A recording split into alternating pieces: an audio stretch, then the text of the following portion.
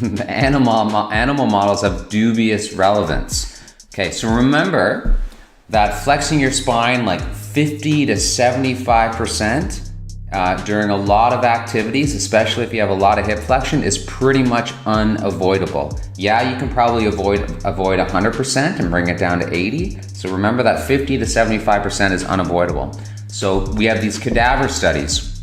You take a dead body, some dead tissue from a pig, a person sometimes, a cow, and you have a motion segment. So you have the vertebra, the disc, and the other vertebra, and then they start doing stuff to it, crushing it, bending it back and forth thousands of times. This famous study, 86,000 cycles of flexion and extension back and forth with very low loads. They herniated the disc, okay? But they only bent the spine 35% of its max. And that 35% physiologically is probably more, but that's just what they wrote in their study. So very low loads, lots of flexion. They said, aha, the disc can herniate, and therefore people run with that conclusion and suggest, maybe we should avoid flexion. The problem with it, with these animal models, well, we'll get to that in a second, but another problem is that they aren't always consistent. This paper here by Veris, you will see disc herniations, right, when the spine is in neutral and when it's in flexed. So staying in neutral isn't inherently protective for disc herniations. The load on the spine can cause, in a dead animal model, can cause herniations. Here's the big thing with these models. It's dead tissue. It doesn't adapt. They are not reflecting what humans do. No one does 86,000 sit-ups or 5,000 in a row, or does 90% of the maximum compressive load of your spine, right? So that tissue does not have the ability to adapt. And so we kind of know this because when you look at what they do, they replicate bending 35 to 75% of max, which is what we do all the time.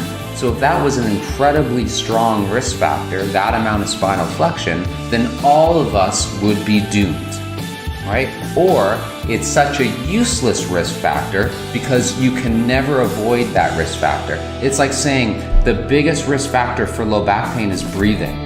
If you breathe every day, well, then your spine's in trouble, okay? But you can't do anything about this flexion. Right? That's what the other data has shown us. So if these biomechanical cadaver models are actually relevant, well then we're all doomed. So I would be an optimist and say, I don't think they're relevant. So live animal modeling conflicts with this. Yes, what they'll do is they poor rats, they measure like rat discs and compress the tails of a rat. And yeah, if you just compress it all day long, it's catabolic. But what we've also seen here is that overall an anabolic response is more likely elicited from dynamic loading, whereas static loading produces a catabolic response. So dynamic loading means you get up, you move, you walk, you sleep, you change something. We do this regularly. The disc can adapt, right? And so that challenges the cadaver models, which is a dead tissue. So the disc is not inert, it can change. But don't be an idiot and do too much too soon.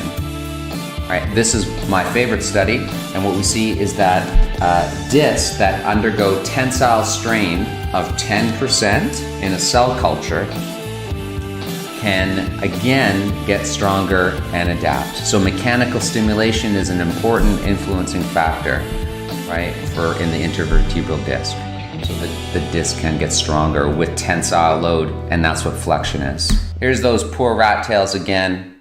This paper talking about bending. Most notable findings were that forceful bending induces increased cell death on the concave side. That's not even where we get disc herniations. That's the convex side. The concave side is the front. And then these guys go on to write that tension that on the convex side, the posterior side of the disc that happens when you bend, that makes the disc stronger. All right, number 6. Biomechanical modeling, when they measure like the loads and the stressors on all of the tissues, and they it's a guesstimate of what's going on inside the body. So they're not measuring, they're estimating based on other measures.